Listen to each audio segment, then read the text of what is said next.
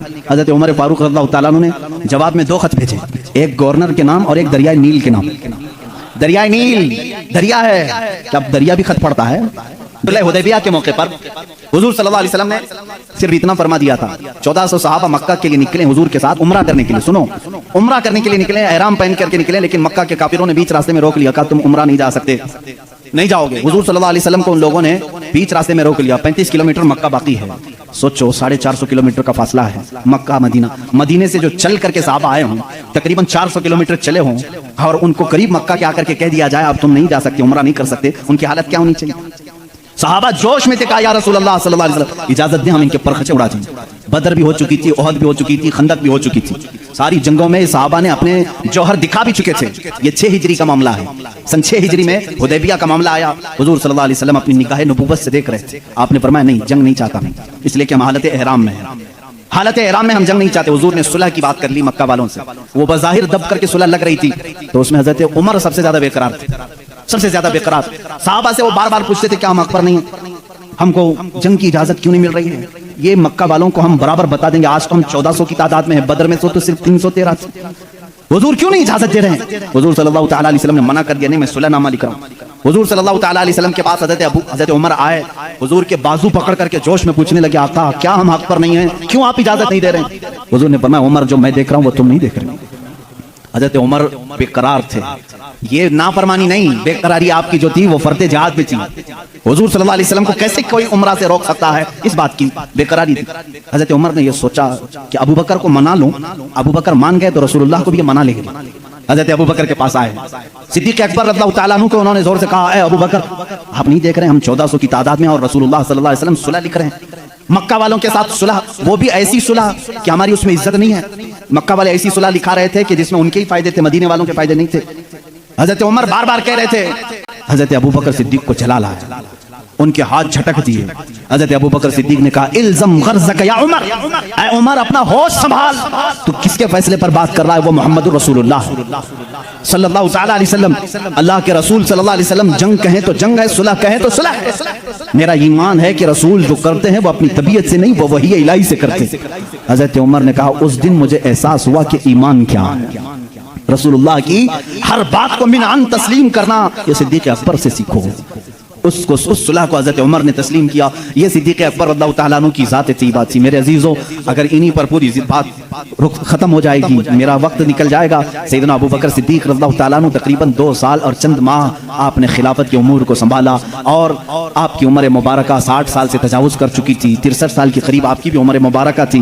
ٹھنڈیوں کی وجہ سے آپ غسل فرمائے اور اسی میں بیمار ہوئے۔ جمادی الاخر کا مہینہ تھا، جمادی الاخر کی 18 تاریخ تھی جب سیدنا ابو بکر صدیق رضی اللہ تعالیٰ عنہ اپنے چند صحابہ کو جمع کیا اور کیا وصیت کی جانتے ہیں کہ یہ میرا آخری وقت ہے، میں خلافت کو 6 صحابہ کے حوالے کر کے جا رہا ہوں جو عشرہ مبشرہ میں سے تھے۔ حضرت عثمان تھے، حضرت علی تھے، حضرت عمر تھے، حضرت طلحہ تھے، حضرت عبد الرحمن بن عوف تھے، یہ صحابہ سعد رضی اللہ تعالیٰ عنہ تھے، یہ صحابہ کے حوالے کر کے جاتے ہیں، یہ آپس میں جس کو خلیفہ بنائے اے مسلمانوں تم اس کو خلیفہ مان لینا۔ دیکھیں خلافت کے معاملات کیسے چل رہے ہیں، وہ میں آپ کو ڈیٹیل میں لے جا رہا ہوں۔ یہ 18 جمادی الاخر کی تاریخ تھی جب حضرت ابو بکر صدیق رضی اللہ تعالیٰ عنہ اپنے گھر والوں کے ساتھ بیٹھے، آخری وصیت یہ کرتے ہیں میرا انتقال ہو جائے، مجھے غسل دیا جائے، کفن دیا جائے، تو دفن کرنے سے پہلے میرے جنازے کو رسول کریم صلی اللہ علیہ وسلم کے حجرے کے سامنے لا کر رکھنا۔ حضور صلی اللہ علیہ وسلم کا مزار اقدس کہاں تھا؟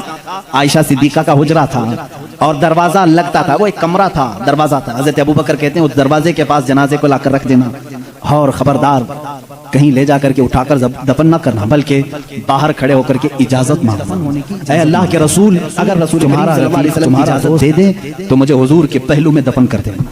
یہ ہو سکتا ہے میرے عزیزوں اس بات کو شاید وہاں بھی سن رہے ہوں گے تو تڑپ جانا چاہیے کہ صدیق اکبر نے یہ نہیں کہا، صحابہ نے بھی یہ نہیں پوچھا اجازت، قبر والے سے کیسے اجازت؟ وہ رسول پاک قبر میں ہے، اور کہنے والا کوئی عام آدمی نہیں، ابو بکر صدیق ہے، خلیفۃ المسلمین ہے رضی اللہ عنہ۔ صحابہ نے بھی کچھ بھی کہا نہیں، ٹھیک ہے، سب کو شاید عقیدہ وہی تھا جو آج بریلی کے امام نے ہمیں دیا ہے۔ صحابہ کا عقیدہ وہی تھا، تو زندہ ہے واللہ، تو زندہ ہے واللہ، میری چشم عالم سے چھپ جانے والے ہیں۔ اسی لیے انہوں نے نہیں کہا، پوچھا نہیں۔ وفات ہو گئی، غسل کے بعد، تجہیز تکفین کے بعد جنازہ لایا گیا، اور ان کے مطابق صحابہ نے دروازے کے باہر کھڑے ہو کر کے پوچھا بھی، اے اللہ کے رسول، آپ کا رفیق، آپ کا خلیل، آپ کا یار غار آپ کے پہلو میں دفن ہونا چاہتا ہے۔ صحابہ کا عقیدہ دیکھو، ملاحظہ کرو۔ اس وقت فرماتے ہیں صحابہ باہر تھے، اچانک دروازے کی چٹکنی کھلی، دروازہ کھل گیا، قبر اطہر سے آواز آئی، ادخلوا الحبیب الی الحبیب، حبیب کو حبیب کے ساتھ داخل کرو۔ عزیزان گرامی، رسول کریم صلی اللہ تعالیٰ علیہ وسلم کی اس آواز کو کون نہیں پہچانتا تھا؟ صدیق اکبر اللہ تعالیٰ عنہ کو اجازت کے بعد دفن کیا گیا ہے۔ حضور اکرم صلی اللہ تعالیٰ علیہ وسلم کے پہلو میں وہ آرام فرمائے ہیں۔ صدیق اکبر کی کیا ذات ہے میرے عزیزو، دنیا میں تھے تو رسول کے ساتھ رہے، قبر میں ہیں تو رسول کے ساتھ ہیں۔ میرے آقا نے فرمایا، قیامت کی سور پھونکنے کے بعد دنیا کی سرزمین سے سب سے پہلے اٹھنے والا میں ہوں گا، دوسرے نمبر پر ابو بکر صدیق ہوں گے، تیسرے حضرت عمر ہوں گے۔ حضور خود فرماتے ہیں، اے لوگوں تمہیں معلوم ہے محشر کے میدان میں کس طرح سے آؤں گا؟ میرے آقا فرماتے ہیں، میں اپنی قبر سے اٹھوں گا، ابو بکر و عمر اٹھیں گے، میں دونوں کے ہاتھوں پر دونوں کے کندھوں پر اپنا ہاتھ رکھ کر کے میدان محشر میں آؤں گا۔ اللہ اللہ، وہ جلوہ کیسے ہوگا جب ایک وزیر اس طرف ہو، دوسرا وزیر اس طرف ہو، بادشاہ حکمت بیچ میں ہو۔ وہ قیامت کے دن ہے۔ اسی لیے میرے عزیزو، رسول کریم صلی اللہ تعالیٰ علیہ وسلم کی بادشاہت آج بھی ہے یا نہیں؟ بادشاہ کس کو تسلیم کرتے ہو؟ بادشاہ کس کو مانتے ہو؟ رسول کریم صلی اللہ علیہ وسلم کو۔ ایک محقق نے بڑے اچھے انداز میں مجھ سے ایک بات کہی تھی کہ دنیا کا نظام ہے کہ جب بادشاہ کرسی پہ ہوتا ہے تو وزیر اس کے پہلو میں ہوتے ہیں، وزیر ادھر ہے، ادھر کوئی وزیر بیٹھا ہے۔ بادشاہ جب اٹھ کے چلا گیا تو وزیر بھی چلے جاتے ہیں، وزیروں کی کرسیاں بھی خالی ہوتی۔ بادشاہ جب تک بیٹھا ہے وزیر بھی بیٹھے ہوئے ہیں، جب تک بادشاہ کرسی پر ہے وزیر بھی ہیں۔ وزیروں کا اگل بغل ہونا بھی اس بات کی علامت ہے کہ نظام سلطنت چل رہا ہے، نظام سلطنت چل رہا ہے۔ اے لوگو، تم کس خام خیالی میں ہو؟ کیوں کسی کی جے وجے پکارتے ہو؟ کیوں کسی کو بادشاہ تسلیم کرتے ہو؟ اللہ کے حبیب محمد رسول اللہ صلی اللہ علیہ وسلم دنیا میں جب تھے تب وہ شاہ تھے، وہ بادشاہ تھے۔ اپنی قبر اطہر میں جب گئے تو ایک پہلو میں صدیق اکبر لیٹے ہیں اور آگے کے پہلو میں عمر فاروق لیٹے ہیں۔ یہ اس بات کی علامت ہے وزیر اب بھی اغل بغل ہیں اور بادشاہ اپنی کرسی بادشاہت پر قائم ہے۔ وہ زندہ ہے واللہ، تو زندہ ہے واللہ، میری چشم عالم سے چھپ جانے والے۔ جب تک یہ قبروں کا منظر قائم رہے گا، سمجھنا رسول اللہ کی بادشاہت قائم رہے گی۔ آئی نئی حکومت، سکہ نیا چلے گا، عالم میں رنگ بدلا، صبح شب ولادت بجھ گئی جس کے آگے سبھی مشعلیں، شمع وہ لے کر آیا ہمارا نبی۔ میرے عزیزو، اس نبی کا دور ختم نہیں ہوا، اس نبی کا دور اب بھی باقی ہے، اس نبی کا دور اب بھی باقی ہے۔ رسول کریم صلی اللہ علیہ وسلم کے جانثار صحابہ، صدیق اکبر اللہ تعالیٰ عنہ کی وفات کے بعد جو صحابہ موجود تھے، انہوں نے مشورے سے، جو 6 صحابہ تھے، مشورے سے بالاتفاق سیدنا عمر ابن خطاب رضی اللہ تعالیٰ عنہ کے ہاتھ میں بیعت کر لی۔ یہ جمادی الاخر کا مہینہ تھا، 13ویں ہجری تھی۔ یہاں سے حضرت عمر فاروق نے نظام خلافت کو سنبھالا۔ آپ کا دور اتنا سنہرا ہے، اتنا سنہرا ہے، وہ عمر جس کے آداب پہ شیدا سقر، عز و شان عدالت پہ لاکھوں سلام۔ عزیزان گرامی، اس عمر کی ہم بات کرنے چلے ہیں جس کے متعلق میرے نبی نے خود فرمایا، جس راستے سے عمر چلتے ہیں شیطان اس راستے پہ نہیں آتا ہے۔ جہاں تک عمر کی خوشبو جاتی ہے شیطان اس سے دور بھاگتا ہے۔ لو کان بعدی نبیا لکان عمر بن خطاب، حضور صلی اللہ علیہ وسلم فرماتے ہیں اگر میرے بعد کوئی نبی ہو سکتا تو عمر ابن خطاب ہوتے، لیکن میں خاتم النبیین ہوں، میرے بعد کوئی نبی نہیں آ سکتا۔ اس لیے کہ عمر فاروق رضی اللہ تعالیٰ عنہ کی زبان پاک ایسے مشورے ہوتے تھے، کئی مرتبہ کا معاملہ ایسا ہے لوگ الگ الگ مشورے دیتے، حضرت عمر جو مشورہ دیتے تھے اسی کے مطابق قرآن کی آیت آ جاتی تھی۔ الموافق رأیہ للوحی والکتاب، آپ کا لقب دیا گیا۔ پردے کے معاملات جو آئے عورتوں پر، یہ حضرت عمر کے مشورے سے آئے۔ اذان دینے کے جو الفاظ ہیں یہ حضرت عمر کے مشورے سے ہیں۔ یہ تمام معاملات میں حضرت عمر نے خود مشورہ دیا تھا اور اللہ نے حکم بھی ویسے ہی نازل فرمایا۔ اور حدیث میں یہ ملتا ہے کہ عمر کی زبان پر اللہ کے کلمے ہوتے ہیں۔ اللہ رب العزت کی جو صداقت ہے، جو حقانیت ہے، وہ حضرت عمر فاروق کی زبان پر قائم ہوتی۔ سیدنا عمر فاروق رضی اللہ تعالیٰ عنہ نے 10 سال خلافت کے اس نظام کو سنبھالا۔ کتنے؟ 10 سال۔ لیکن آپ کا نظام ایسا تھا، آج پوری دنیا میں لاکھوں عمر ہوں گے، لیکن صرف اگر آپ عمر کہو گے تو ذہن پہلے عمر ابن خطاب کی طرف جائے گا۔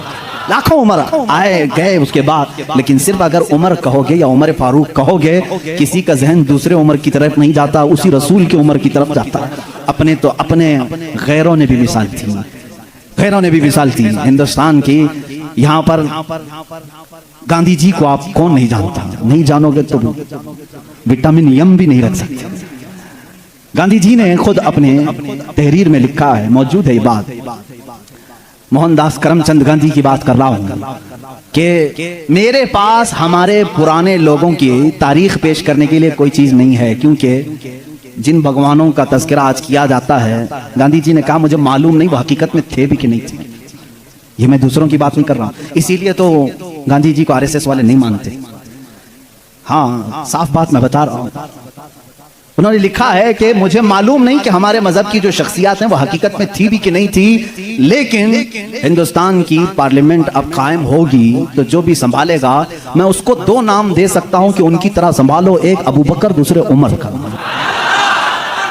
कहा कि ये दो नाम खाली ख्याली नहीं है, फील्ड पर थे और करके दिखाया है। गांधी जी पढ़े लिखे आदमी थे और हिस्ट्री के वो शौकीन भी रहे, जिसकी वजह से तारीख में इस तरह की दिलचस्पी थी। इन शख्सियात का हवाला क्यों दिया, कुछ लोगों ने पूछा भी। कहा कि निज़ाम खिलाफत, निज़ाम हुकूमत संभालने का मतलब ये नहीं है कि कुर्सी पर बैठे और किसी किले की फसील पर चढ़ करके सिर्फ चिल्लाए। ये निज़ाम हुकूमत संभालने का मतलब नहीं है। निज़ाम हुकूमत संभालना अगर चाहते हो, तुम्हें अगर कुर्सी पर बिठाया गया है तो दूसरी सबसे बड़ी तुम्हारी जिम्मेदारी क्या होती है, वो ये दो खलीफा की जिंदगी में देखो। हज़रत उमर कहते हैं मैं ढूंढ करके गरीबों की मदद करना चाहता था, जो बेकस है, जो मजबूर है। मुझे मदीने में एक बूढ़ी ऐसी मिली जिसका कोई नहीं था, वो गरीब भी थी, लाचार थी। हज़रत उमर कहते हैं मैंने सोचा इस बूढ़ी की खिदमत करूंगा इसके घर में जा करके, लेकिन किसी को पता ना चले। हज़रत उमर कहते हैं मैं सुबह जब गया उसके घर पर, उसके घर का कचरा पूरा साफ था, बर्तन धोए हुए थे, उसका बिस्तर झाड़ा हुआ, लेकिन वो औरत अपने बिस्तर से उठने के भी काबिल नहीं थी, बूढ़ी औरत थी। हज़रत उमर कहते हैं दूसरे दिन मैं गया, फिर साफ सुथरा था, ये बूढ़ी औरत कैसे काम कर जाती है अपने घर के। तीसरे दिन वो कहते हैं मैं फजर की नमाज से पहले छुप कर देखना चाहता था ये औरत अपने हाथों से कैसे घर की सफाई करती, लेकिन वो कहते हैं मैं चौंक गया। दरवाजे पर एक कोई शख्स आया, कंबल ओढ़े हुए, जल्दी जल्दी झाड़ू झाड़ रहा है, बर्तन मांज रहा है, बिस्तर सलीके से लगा रहा है। अजान हुई और फौरन बाहर निकला। हज़रत उमर कहते हैं मैं इस पुर असरार खादिम को देखने के लिए आगे बढ़ा, कंबल उठाया तो वो सिद्दीक़ अकबर थे, खलीफतुल मुस्लिमीन, वक्त का खलीफा। इसीलिए तो खैरों ने मुतासिर होकर के कहा दिन में अगर वो निज़ाम खिलाफत संभालते थे तो रात को अपनी रियाया की खबरगिरी भी करते थे, रात को अपनी रियाया की खबरगिरी करते थे। यही हाल सैयदना उमर इब्न खत्ताब का है। हज़रत उमर रज़ियल्लाहु तआला अन्हु गश्त करते थे मदीने की गलियों में। एक बार तो ऐसा हुआ कि मुल्के शाम से वापस आ रहे थे, हज़रत उमर एक घर के पास रुक गए। उस घर की औरत जानती नहीं थी। हज़रत उमर इस तरह से अजनबी लोगों को पूछते भी रहते थे। ये फोटो मीडिया और सोशल मीडिया का दौर भी नहीं था कि हर बादशाह का रोजाना फोटो छपना लाजिम हो, नहीं जानते थे। बहुत सारे लोग चेहरे से भी नहीं वाकिफ होते थे। हज़रत उमर वहां रुक गए, उस खातून से पूछा खलीफतुल मुस्लिमीन उमर इब्न खत्ताब के बारे में जानती हो? वो कहती हाँ जानती हूँ, बहुत अच्छा आदमी, लेकिन मेरी उसको खबर नहीं, मेरी उसको खबर नहीं। कहा क्यों? कहा मुझ तक उसका गल्ला पहुंचा नहीं है, मेरे घर में भी फाका है। हज़रत उमर ने कहा उमर अमीरुल मोमिनीन वो मदीने में रहता है, तेरे तक खबर कैसे पहुंचेगी, इतनी दूर तू रहती है मुल्के शाम के रास्ते में। उस बूढ़ी औरत ने कहा अगर उसको यहाँ तक की खबर नहीं पहुंच सकती तो उसे खलीफा भी नहीं बनना चाहिए, खलीफा भी नहीं होना चाहिए। अगर इतनी दूर की किसी गरीब की खबर उसको नहीं पहुंचती। सच कहा इस खातून ने। गए बाजार से सामान खरीद कर अपने कंधे पर उठा लाए और उस औरत के घर पहुंचा है। एक घर मदीने का ऐसा भी आपने देखा जहां रात को औरत अपने बच्चों को थपक कर सुलाती थी और हांडी में कुछ जल रहा होता था, आग लगी है, हांडी में पकने की आवाज आती। हज़रत उमर देख रहे थे, आवाज सुन रहे थे, बच्चों को माँ कह रही सो जाओ सो जाओ, बच्चे कह रहे माँ तो रोजाना यही बोल के सुलाती है, 2 दिन से पक रहा है, कब पकता है, हम रात को भूखे सो जाते हैं। हज़रत उमर दस्तक देते हैं, उस घर वाली से पूछते हैं क्या मामला है? कहा घर में कुछ भी नहीं। फिर ये हांडी में क्या है? कहा पानी और पत्थर रखी हूँ बच्चों को बहलाने के लिए कि इसी आस में सो जाएंगे। हज़रत उमर रज़ियल्लाहु तआला अन्हु फरमाते हैं मुझे इसकी खबर नहीं हुई। बैतुल माल में गए, पूरा थैला उठाया आटम का, अनाज का, अपने कंधे पर लेकर निकले। उनके गुलाम ने कहा ये हमें दे दें, हम लेकर चलते हैं। सख्ती से कहा क़यामत के दिन क्या तू मेरे अमाल का बोझ उठा पाएगा? मुझे उठाने दे। लेकर क्या है, नकाब बांधे हुए थे अपने चेहरे पर। उस खातून से कहा मैं रोटियां पकाता हूँ। घर में दाखिल होकर आटा गूंधा, रोटियां पकाई, बच्चों को जगाया, उनका मुंह धोया, हर रोटियां उन्हें परोसने लगे। वो खातून की आंखों में आंसू आ गए। कहा तुझ जैसा फरिश्ता अल्लाह ने उतारा है, मेरे घर कई दिनों के बाद ग़िज़ा आई है। उस खातून से हज़रत उमर ने पूछा उमर के बारे में तुम्हारा क्या ख्याल है? उमर के बारे में तुम्हारा क्या ख्याल है? वो कहती है बहुत नेक है, खलीफा रसूल है, लेकिन क्या करूं मुझ जैसी गरीब की फरियाद शायद उस तक नहीं पहुंची। अगर मेरे बच्चे भूखे मर गए तो मैं क़यामत के दिन ये शिकायत ज़रूर करूंगी। हज़रत उमर हिचकियाँ लग गई, जोर से हिचकियाँ आ गई हज़रत उमर को। وہ خاتون کہنے لگی میرے بھائی تجھے کیوں اس بات کا خوف ہے, تجھے کیوں اس بات کا ڈر ہے, تو کیوں رو رہا ہے؟ حضرت عمر جن کی آنکھیں لال ہو چکی تھی, غم کی وجہ سے بدن پہ کپ کپی تھی, نقاب ہٹایا, اس خاتون کو کہا عمر ابن خطاب میں ہی. وہ خاتون مچل گئی اور کہا اے رب ذوالجلال تو گواہ ہو جا, میں عمر کی یہاں پر بھی گواہی دیتا ہوں اور قیامت کے دن بھی گواہی دوں گی کہ اگر کسی غریب کی خبر گیری کوئی کر سکتا ہے تو وہ عمر ابن خطاب ہے. 1 سال پورے مدینے میں کہتا گیا, وہ پورے سال تک حضرت عمر فاروق نے سالن نہیں کھایا, روٹی کو پانی میں بھگوتے تھے, کھاتے تھے. لوگ کہتے تھے آپ کیوں نہیں کھا رہے ہیں, آپ خلیفہ ہیں؟ کہتے تھے قحط کا دور ہے, پتہ نہیں کون بھوکا ہے اور کون کھایا ہے, میں اس وقت تک نرم نہیں کھاؤں گا جب تک میری پوری رعایا خوشحال نہ ہو جائے. حضرت عمر کا یہ نظام تھا, جس کے بعد حالات ایسے ہو گئے. صرف 2.5 سال کے بعد, صرف 2.5 سال کی خلافت کے بعد مدینے کے حالات یہ تھے میرے عزیزو, مدینے والے اپنی زکوٰۃ لے کر باہر آتے تھے, لینے والا کوئی نہیں تھا. زکوٰۃ لینے والا کوئی نہیں, سب زکوٰۃ دینے والے تھے. سیدنا عمر ابن خطاب رضی اللہ تعالیٰ عنہ نے اتنا کیپیبل کر دیا تھا. حضرت معاذ بن جبل یمن سے وہاں کا مال غنیمت مدینے میں بھیجتے ہیں حضرت عمر کے پاس کہ مدینے کے غربا اور مساکین میں یہ بانٹ دیں. بہت مال آیا تھا, حضرت عمر نے وہ زکوٰۃ کے مال کو حضرت معاذ بن جبل پر یہ کہہ کر کے واپس کر دیا, مدینے میں اب کوئی فقیر نہیں رہ گیا, سب زکوٰۃ نکالتے ہیں, اس کا کوئی مستحق نہیں, یمن میں ہی بانٹ دو. حضرت معاذ نے پھر دوبارہ بھیجا کہ یمن میں بھی کوئی فقیر باقی نہیں ہے, جو تھے ان کو بانٹنے کے بعد یہ بھیجا گیا ہے. حضرت عمر نے وہ مال دور کے کسی ملک بھیجا جہاں فقراء و مساکین تھے. یہ نظام عدل اگر کوئی قائم کر سکتا ہے تو وہ عمر ابن خطاب ہے رضی اللہ تعالیٰ. اور جانتے ہیں پوری کائنات کے لیے, پوری دنیا کے لیے حضرت عمر کے وہ کام جو آج بھی دنیا ان کی پیاسی ہے, اور پارلیمنٹ کے لا بنانے والوں کے لیے میرا چیلنج ہے, عمر ابن خطاب کے بنائے ہوئے قوانین کو چھوڑ کر آج پوری دنیا کی کسی پارلیمنٹ میں مکمل لا کوئی بنا ہی نہیں سکے گا. اس لیے کہ جرائم کے قوانین, بچوں کے قوانین, عورتوں کے قوانین, بوڑھوں کے قوانین, سب کے قوانین سب سے پہلے حضرت عمر فاروق نے مرتب کیے. اور جانتے ہیں یہ لے آؤٹ بنانے والا سسٹم, ڈیولپ کرنے والا سسٹم, سٹی بنانے کا پلان سیدنا عمر فاروق کا دیا ہوا ہے. سب سے پہلے بصرہ اور کوفہ آپ نے بنایا تھا, یعنی ماسٹر پلاننگ کے ساتھ سٹی بنائی گئی. روڈ بنانے کا سب سے پہلا کام حضرت عمر فاروق نے کیا ہے. تاریخ سب سے پہلے حضرت عمر فاروق نے قائم کی. بیت المال کا نظام سب سے پہلے حضرت عمر نے قائم کیا ہے. مسجدوں کے مؤذن اور مسجدوں کے اماموں کے لیے تنخواہ کا سسٹم حضرت عمر فاروق نے قائم کیا ہے. اور اتنا ہی نہیں, عدل کا حال تو ایسا تھا کہ کسی کے ساتھ کوئی رعایت نہیں, کسی کے ساتھ کوئی رعایت نہیں, چاہے وہ کوئی بھی ہو. مصر کے گورنر کے بارے میں لوگوں نے صرف اتنا کہا کہ ان کے ہاں بہت قیمتی گھوڑا ہے, بہت پیسوں کا گھوڑا ہے, اور ان کا لباس بہت مہنگا ہے, یہ گورنر ہیں. حضرت عمر کے پاس یہ شکایت آئی, ان کو بلایا اور بلا کر کے کہا تو رعایا کے ساتھ کیا کرنے کے لیے تجھے بھیجا گیا؟ وہاں کے پیسوں سے تو نے قیمتی گھوڑا خریدا, قیمتی لباس پہنا. وہ ان کی گورنری کو معزول کر کے 100 بکریاں خرید کر کے ان کو دیا کہ اب زندگی بھر یہ بکریاں تو چرائے گا. بکریاں چرانے پر گورنر کو رکھ دیا. یہ ان کے معاملات میں پھر کوئی کچھ نہیں کہہ سکتا تھا. بڑے بڑے صحابہ, حضرت سعد ابن ابی وقاص کو معزول کر دیا تھا. خالد بن ولید رضی اللہ تعالیٰ عنہ, جن کو سیف اللہ کہا جاتا ہے, جس جہاد میں بھی وہ جاتے تھے فتح ہونا لازمی ہو جاتا تھا, یہ تو سب کو معلوم ہے. حضرت خالد بن ولید اپنی زندگی میں اتنی جنگیں کی ہیں, کوئی جنگ میں شکست نہیں ہوئی. ان کا یہ فخر تھا جب جہالت میں تھے نا, اسلام نہیں لائے تھے, وہ جنگ احد کے سپہ سالار بن کے آئے تھے, اس میں بھی ان کو ہی فتح ملی تھی. کہتے کفر کی حالت میں بھی اللہ نے فتح ہی دی تھی, اسلام میں آئے تب بھی اللہ نے فتح ہی لکھی تھی. حضرت خالد بن ولید ایک ایسے جرنیل کا نام ہے جس کا نام قیامت تک قائم رہے گا, لیکن حضرت عمر فاروق رضی اللہ تعالیٰ عنہ نے سپہ سالاری سے ان کو معزول کر دیا تھا. سسپینڈ کرنا معمولی بات نہیں, لیکن حضرت عمر کیوں کرتے تھے جانتے ہیں؟ بعض لوگ اس کو نکتہ چینی کرتے ہیں, حضرت عمر اس کو ہٹائے اس کو ہٹائے. حضرت عمر فاروق رضی اللہ تعالیٰ عنہ کے پاس کچھ لوگ سفارش لے کر کے آئے, خالد بن ولید کے بغیر جہاد کا میدان کیسے ہوگا؟ ان کو آپ نے معزول کیا. کہا معزول کیا ہوں لیکن سپاہی بن کر کے وہ جائیں گے, سپاہی بن کر کے جائیں گے, سپہ سالار کوئی اور ہوگا. صحابہ نے پوچھا اس فیصلے کو لینے میں کوئی حکمت ہے امیر المومنین؟ اللہ اللہ توکل دیکھیں. امیر المومنین نے کہا ہاں ضرور حکمت ہے, میں مسلمانوں کو یہ بتانا چاہتا ہوں کہ کوئی جہاد, کوئی جنگ خالد بن ولید کی وجہ سے فتح نہیں ہوتی, اللہ کی مدد سے ہوتی ہے.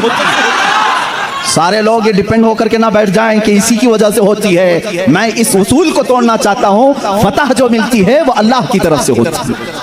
یہ یقین دینا تھا, بس اس لیے میں نے معزول کیا ہے. اور یقین توکل ایسا حضرت عمر فاروق رضی اللہ تعالیٰ عنہ کا کتابوں میں لکھا ہے. مصر کے گورنر, انہوں نے ایک بری رسم کے متعلق خط لکھ کر کے بھیجا. دریائے نیل سوکھ جاتا تھا ہر سال, وہاں کے لوگ اپنی 16 سال کی ایک نوجوان لڑکی کو ذبح کرتے, اس کی بلی چڑھاتے تھے.